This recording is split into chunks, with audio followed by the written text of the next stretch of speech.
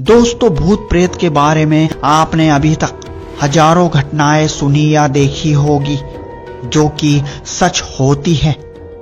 और आज के इस वीडियो में भी हम जिस घटना का वर्णन करने वाले हैं वो कोई मनगढ़ंत कहानी नहीं है, बल्कि झारखंड की रहने वाली पुष्पा सिंह के जीवन की सच्ची घटना है। पुष्पा सिंह भूत प्रेत की बीमारी से जूझ रही थी। कभी कभी तो पुष्पा जी के साथ अजीबोगरीब हरकतें होने लगती। 10 में मई में मेरी तबीयत काफ़ी ख़राब हो गई। रात 12 बज रहे थे, अचानक मेरा हालत एकदम बिगड़ गया। जीभ काफ़ी लंबे लंबे निकलने लगे और बाल ऑटोमेटिक खुल जाया करता था। और आगे जो हनुमान जी को लोग बोलते हैं कि हनुमान चालीसा पढ़ने से भूत प्रेत भाग जाते हैं, ऐसा कुछ नहीं है, क्योंकि हमें पता है कि जब मेरे पास भूत प्रेत का बाधा होता था तो हनुमान जी को लोग पूरा जो पुस्तक था वो मेरे हाथों में दे दिया। पुष्पा जी के शरीर में 8-10 भूतों ने प्रवेश कर लिया था, जिसमें खुद पुष्पा जी के कुल देवता भी शामिल थे जो भूत बन चुके थे।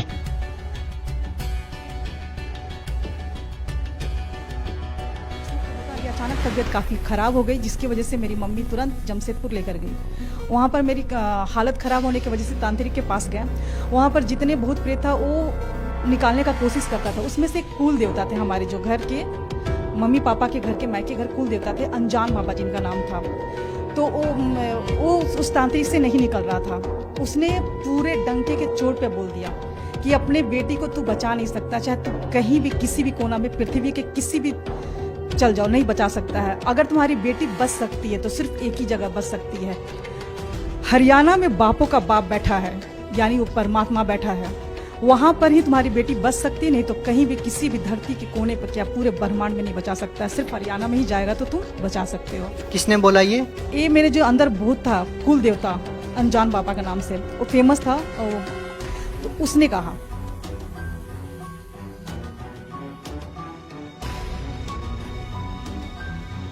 ये बापों का बाप हरियाणा के प्रसिद्ध संत कोई और नहीं, जगत गुरु तत्वदर्शी संत रामपाल जी महाराज हैं, जिनके दरबार में भूत प्रेतों का टिकना मुश्किल ही नहीं, नामुमकिन भी है। तो आइए जानते हैं आखिर क्या हुआ पुष्पा जी के साथ। क्या पुष्पा जी संत रामपाल जी महाराज की शरण में जा पाई?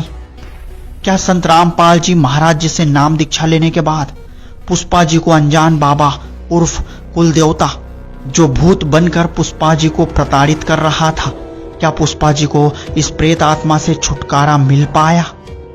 आखिर क्या थी वो वजह जो इस प्रेत आत्मा ने खुद ही कबूल कर लिया कि हरियाणा में बापों का बाप आया हुआ है जो तुम्हारी रक्षा कर सकता है।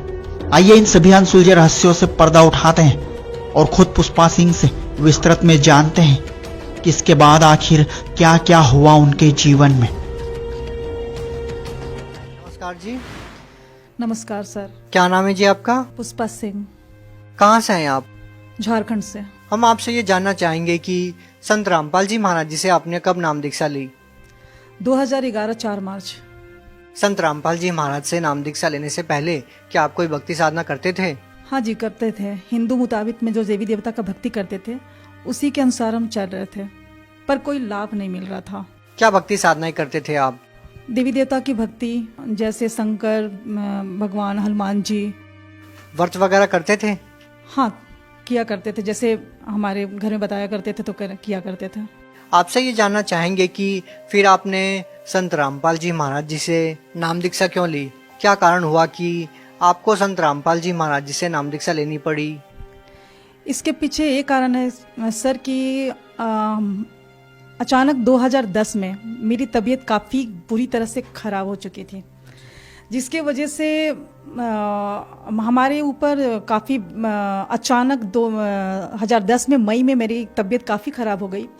रात 12 बज रहे थे, अचानक मेरा हालत एकदम बिगड़ गया। जीभ काफ़ी लंबे लंबे निकलने लगे और बाल ऑटोमेटिक खुल जाया करता था और आँख घूमने लगते थे। तो मेरे हस्बैंड सोचे कि क्या हो गया अचानक, इसका माइंड क्या हो गया। उसके बाद दूसरे दिन हुआ तो लोग जो वहाँ पर जो जिस फ्लैट में रहते थे वहाँ के जो मेंबर थे तो बताएं कैसे उसके ऊपरी बाधा है, जिसके वजह से फिर जाकर वहाँ से जो तांत्रिक होते हैं मुस्लिम धर्म के, उनको बुलाया गया तो वो कुछ भी नहीं कर सका। यहाँ तक कि जो हनुमान जी को लोग बोलते हैं कि हनुमान चालीसा पढ़ने से भूत प्रेत भाग जाते हैं, ऐसा कुछ नहीं है, क्योंकि हमें पता है कि जब मेरे पास भूत प्रेत का बाधा होता था तो हनुमान जी को लोग पूरा जो पुस्तक था वो मेरे हाथों में दे दिया। हम हनुमान जी का पुस्तक हाथों से पढ़ा करते थे पर कुछ होता नहीं था, और मेरा पूरा सर एकदम, आँख पूरा घूमने लगता था, बाल पूरा एकदम ऑटोमेटिक खुल जाता था। तो मेरे घर के सारे लोग बहुत काफ़ी परेशान थे, एकदम काफ़ी निराश हो गए, जिसके वजह से काफ़ी उन लोगों को मतलब दुखों का सामना करना पड़ा। मेरे माँ पिताजी काफ़ी रो रहे थे क्योंकि उस घर की सबसे बड़ी बेटी थे, तो जिसके वजह से वो लोग काफ़ी दिखाने का कोशिश किए, पर कुछ दिन तक ठीक रहता था, पर ऐसा कुछ नहीं हुआ। जब वहाँ हजारीबाग में ठीक नहीं हुआ तो फिर मेरा गांव पड़ता है आरा जिला, वहाँ पर भी लोग दिखाएं किसी न किसी मतलब तांत्रिक से, देवी देवता से, मंदिरों में हनुमान जी, काली जी का सब जगह गए, पर वहाँ भी कुछ ऐसा निवारण नहीं हो सका। उसके बाद फिर वहाँ से वापस आए तो हमारे घर मैके जमशेदपुर पड़ता है, वहाँ पर भी गए, तो नवरात्र सब मेरी मम्मी लोग की थी, पर ऐसा कुछ होता नहीं था। मेरा ऑटोमेटिक नवरात्र के ही दिन में मेरे पूरे मतलब 9-10 भूत प्रेत का बाधा ऐसा लग रहा था। फिर मेरी मम्मी बहुत घबराई, फिर एक मुस्लिम धर्म के तांत्रिक के पास लेकर गई, जिससे पता चला कि मेरे अंदर 7-8-10 भूत थे। तो जिसके वजह से वहाँ पर मतलब कुछ दिन तक तो ठीक रहे, 1-2 महीना तक। उसके बाद फिर मेरा वही स्टार्ट होने लगा। फिर दोबारा 2011 में मेरा फरवरी मार्च में मेरे अचानक तबीयत काफ़ी ख़राब हो गया, क्योंकि 26 जनवरी 2011 में नेशनल गेम लगा हुआ था रांची में, जिसकी वजह से हम वहाँ पर कोच का काम करते थे। मेरी अचानक तबीयत काफ़ी ख़राब हो गई, जिसकी वजह से मेरी मम्मी तुरंत जमशेदपुर लेकर गई। वहाँ पर मेरी हालत ख़राब होने की वजह से तांत्रिक के पास गया। वहाँ पर जितने भूत प्रेत था वो निकालने का कोशिश करता था। उसमें से एक कुल देवता थे हमारे, जो घर के मम्मी पापा के घर के मायके घर कुल देवता थे, अनजान बाबा जिनका नाम था। तो वो उस तांत्रिक से नहीं निकल रहा था। उसने पूरे डंके के चोट पे बोल दिया कि अपने बेटी को तू बचा नहीं सकता, चाहे तू कहीं भी किसी भी कोना में पृथ्वी के किसी भी चल जाओ, नहीं बचा सकता है। अगर तुम्हारी बेटी बच सकती है तो सिर्फ एक ही जगह बच सकती है, हरियाणा में बापों का बाप बैठा है, यानी वो परमात्मा बैठा है, वहां पर ही तुम्हारी बेटी बच सकती, नहीं तो कहीं भी किसी भी धरती के कोने पर, क्या पूरे ब्रह्मांड में नहीं बचा सकता, सिर्फ हरियाणा में ही जाएगा तो तुम बचा सकते हो। किसने बोला ये मेरे जो अंदर भूत था, कुल देवता अनजान बाबा का नाम से, वो फेमस था, तो उसने कहा। क्या उससे पहले आप लोगों ने संत रामपाल जी महाराज जी का नाम सुना था? नहीं, नाम नहीं सुना था। इसके वजह से हम काफी परेशानियों से घिरे हुए थे। ये कब की बात है? ये 2011 की बात है। इससे पहले आपने कभी संत रामपाल जी महाराज जी का नाम नहीं सुना था? नहीं, 2010 में मेरे हस्बैंड को बुक मिली हुई थी, जो उन्होंने हमें बताया नहीं था कि ज्ञान गंगा पुस्तक उनको मिल चुका है, क्योंकि ट्रेन में वो लेकर आए और फिर वो वैसे ही घर में रख दी। आपको बाद में पता चला? हाँ, 2011 में जनवरी के समय में उस बुक को अचानक, हम जैसे हस्बैंड वाइफ दोनों जॉब करते हैं, तो मेरा लेजर पीरियड था, तो मेरा खाली पीरियड था, तो हम सोचे कि इस बुक में क्या है, ज्ञान गंगा नाम है, कुछ डिफरेंट बुक है, तो उस बुक को हम लेकर गए। दरअसल हम आपसे ये जानना चाहते हैं कि संत रामपाल जी महाराज जी का नाम, जो आपके अंदर जो प्रेत आत्मा थी, जिनको आप बता रहे हैं कोई बाबा थे, उन्होंने कहा कि संत रामपाल जी महाराज हरियाणा में कोई संत है, ऐसा महात्मा है जो आपकी इस भूत प्रेत की बाधा को ठीक कर सकता है। तो हम आपसे ये जानना चाहते हैं कि आपके पति को जो पुस्तक मिली थी, क्या उस टाइम पे आपको पता चल चुका था संत रामपाल जी महाराज जी ही आपकी इस समस्या को दूर कर सकते हैं? ये पुस्तक 2010 में अगस्त में मिला ट्रेन में, जो मैं पढ़ नहीं सकी थी। उसको ठीक जनवरी में मैंने 2011 में पढ़ा। उस पुस्तक को पढ़ने के बाद बहुत सारा चमत्कार पड़े हुए थे। मैंने कभी नहीं सुना था संत रामपाल जी महाराज जी के बारे में, तो सिर्फ मैंने इतना सोचा कि परमात्मा भगवान का जो उसमें लाभ कैसे होता है, किस तरह होता है, भगवान कैसे सुख देता है, उस ज्ञान गंगा पुस्तक के पढ़ने के बाद ही पता चला। पहले तो ऐसा था कि भक्ति करते थे पर लाभ कुछ होता नहीं था। नहीं, ऐसा भी तो हो सकता है कि आपने पुस्तक पढ़ी और माइंड में आपको ये बातें घूमने लगी कि उसके बाद ही आपके अंदर जो प्रेत है उसने कहा हो कि संत रामपाल जी महाराज जी के पास चले जाओ, या उससे पहले आपने कभी नाम ही नहीं सुना था? नाम तो सुना नहीं था, बाकी उसके बाद वो खुद प्रेत बाधा उसने खुद कह दिया कि आपकी बेटी बच ही नहीं सकती है। उसके बाद आपने संत रामपाल जी महाराज जी के बारे में जानना शुरू किया था। तो फिर जाके फिर हमारे घर के फैमिली काफ़ी दुखी थे, जिसकी वजह से उन्होंने फिर संत रामपाल जी महाराज जी का कैसे जाना होता है, उसका पीछे जो ज्ञान गंगा पुस्तक के पीछे जो नक्शा लिखा हुआ था उसके मुताबिक हम लोग टिकट कटवाएं और फिर बरवाला आश्रम हरियाणा पहुँचे। अच्छा, जो बातें जहाँ से शुरू होती है वही अब मुकाम पे है कि जैसे ही जो आपके अंदर जो भूत प्रेत की बाधा थी उन्होंने कहा कि संत रामपाल जी महाराज जी ही ठीक कर सकते हैं, पूरी पृथ्वी पर केवल एक ही जगह है। क्या वो बात सही साबित हुई? जो आपके अंदर भूत प्रेत जो बोल रहा था कि केवल वहीं पर ये बाधा ठीक हो सकती है, तो क्या संत रामपाल जी महाराज जी से नाम दीक्षा लेने के बाद ही आप ठीक हुए? जब हम सब तरह से थक चुके थे, मंदिर मस्जिद गुरुद्वारा सब जगह जा चुके थे, जब इंसान का तबीयत खराब होता है ना तो उसके माँ पिताजी काफी दुखी होते हैं। तब उन समय वो हिंदू मुस्लिम सिख ईसाई नहीं देखते हैं, वो सभी धर्म में जाना स्टार्ट कर देते ताकि उसका बच्चा ठीक हो सके। उस समय वहां पर मानसिकता खत्म हो जाता है, जाति पाति क्या होता है। तो उसके बाद हमारी जब संत रामपाल जी महाराज जी के शरण में गए तो जो हमारे भूत पाता का बाधा था, जो हम जिसकी वजह से काफी परेशान हुआ करते थे, वो संत रामपाल जी के महाराज जी के शरण में जाते ही और नाम दीक्षा लेते ही आशीर्वाद मात्र से, सिर्फ दर्शन फर्स्ट बार ही मैंने किया था, ये भी नहीं जानते थे कि संत रामपाल जी महाराज जी कि मतलब क्या होता है। मतलब वहाँ पर जैसे गए तो वहाँ के सभी आश्रम में रखते ही पाँव एक अलग सा माहौल लगा, एक अलग सा दुनिया, जहाँ लगा कि पूरा दुखों का संसार में से निकल के सतलोक जो आश्रम पहुँचे, लगा कि एक बहुत सुकून शांति भरा दुनिया था। जो हमें प्यार उस दुनिया में नहीं मिल सका वो सतलोक आश्रम में मिला, अपनापन। और संत रामपाल जी महाराज जी के पास जाते हैं हमारा तुरंत जो हमारे भूत प्रेत का जो बाधा था वो संत रामपाल जी महाराज जी के दया से एकदम बिल्कुल पूरी तरह से ठीक है। और जो छोटी मोटी हमारी जो बीमारियां थी, बहुत सारी बीमारियां थी छोटी मोटी, वो तो परमात्मा ने उसी समय हमारे जो उनके मंत्र जो देते हैं संत रामपाल जी महाराज जी, उसमें इतनी पावर है, इतनी शक्ति है। उस मंत्र को करते करते में जो हमारी छोटी मोटी जो भी बीमारियां थी या जो भी थी, माइग्रेन थे, वो सारे परमात्मा के उस मंत्र के करने से ही हो गए समाप्त। तो आपकी जो इतनी बड़ी समस्या थी वो संत रामपाल जी महाराज जी से नाम दीक्षा लेने के बाद ठीक हो गई। इसके अलावा संत रामपाल जी महाराज जी से नाम दीक्षा लेने के बाद आपको कोई लाभ मिला हो? ऐसे तो संत रामपाल जी महाराज से जुड़ने के बाद भगवान क्या होता है, कैसे सुख देता है, ये संत रामपाल जी महाराज जी के शरण में ही आने से पता चला। जैसे सभी संत कहा करते थे कि सबका मालिक एक है, और कहीं कहीं पढ़ा भी करते थे, किसी मंदिर में या ट्रक के पीछे पढ़ा करते थे कि सबका मालिक एक है, पर किसी ने उसका नाम नहीं बताया कि वो मालिक है कौन। संत रामपाल जी महाराज जी विथ प्रूफ के साथ ये साबित करते हैं कि वह पूर्ण परमात्मा सबका मालिक एक है, जिसका नाम कबीर है।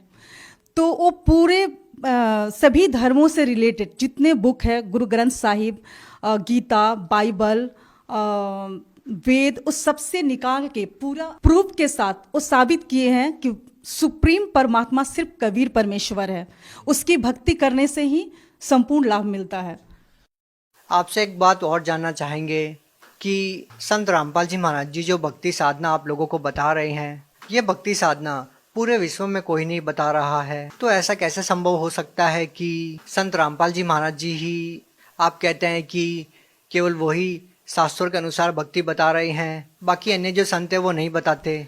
सर, संत रामपाल जी सभी संतों से एकदम अलग हैं, क्योंकि संत रामपाल जी जो ज्ञान बताते हैं, एक टीचर होता है तो अपने बच्चों को सिलेबस के अनुसार ही पढ़ाता है।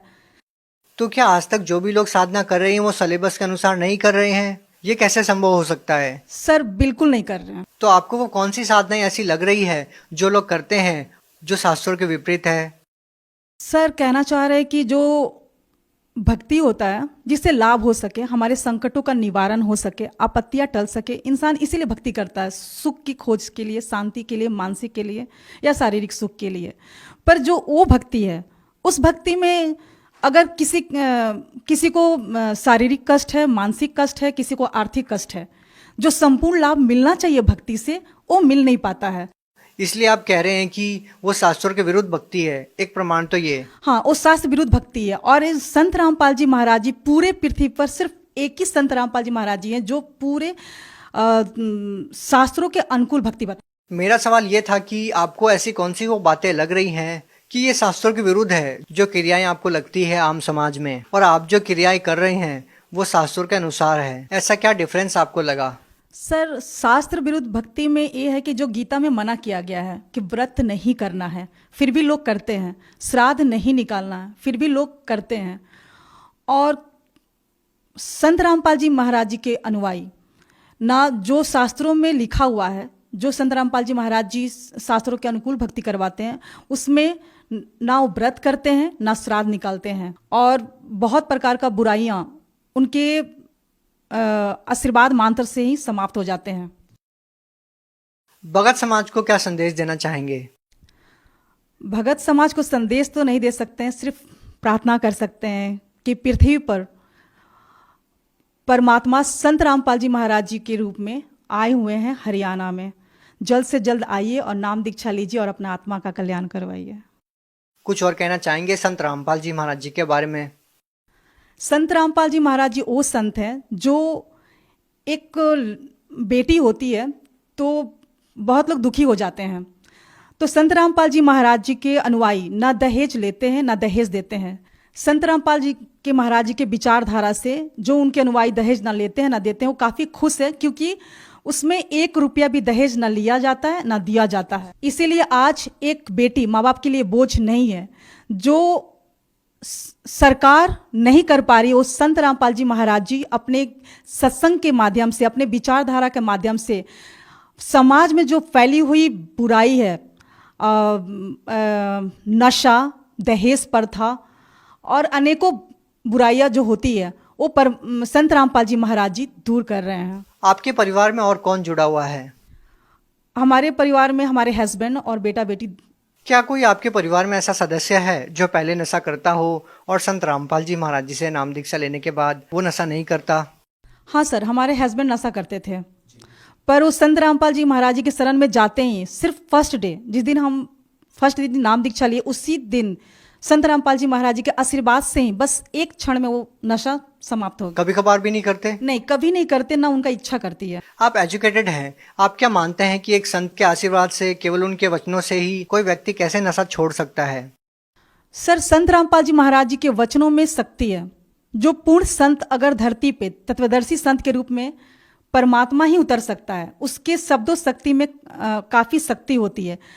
तो उनके सिर्फ आशीर्वाद मात्र से ही तुरंत वो नशा समाप्त हो गया। और उस दिन के बाद से वो कभी 2011 के से आज 2020 हो रहा है, उसे कभी नशा किसी ने नहीं किया है। बहुत बहुत धन्यवाद।